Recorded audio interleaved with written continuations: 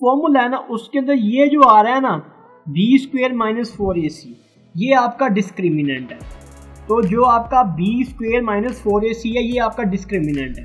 اگر اس ڈسکریمننٹ کی value greater than 0 ہو نا تو جو ہمارے پاس روٹس کی یعنی کہ جو ایکویشن کو سولو کرتے ہوئے ایکس کی اینڈ پہ جو ویلیوز آتی ہیں ان کو روٹس کہتے ہیں. تو وہ جو روٹس ہیں وہ ریئل اور ان ایکول ہوئیں گے.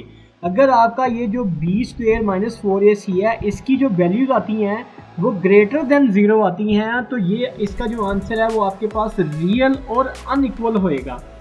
اس کے بعد ہے اگر آپ کا یہ b² - 4ac 0 کے ایکول آتا ہے نا اس کا جو آنسر آتا ہے اس کا آنسر اگر 0 کے ایکول آتا ہے تو اس کے جو آپ کے روٹس کی نیچر ہوئے گی نا وہ ریئل اور ایکول ہوئے گی.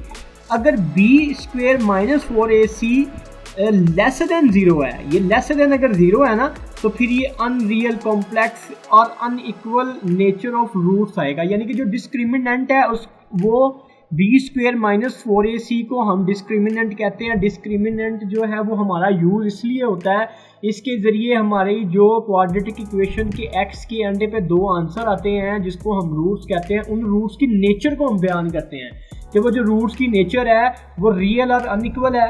اگر تو وہ جو آنسر آئے ہیں نا ایکس کے جو روٹس کے آنسر آئے ہیں اگر وہ گریٹر دین 0 ہے تو اس کو آپ لکھیں گے وہ دیکھیے گا کہ وہ ریئل اور ان ایکول ہوئیں گے. یعنی کہ وہ نمبر آپس میں ایکول بھی نہیں ہوئیں گے اور وہ ریئل نمبر ہوتا ہے 1 2 3 4 یہ آپ کے ریئل نمبر ہوئیں گے. اسی طرح سے اس کیس کے اندر یہ نیچر ہوئے گی اور اس کیس کے اندر یہ نیچر ہوئے گی.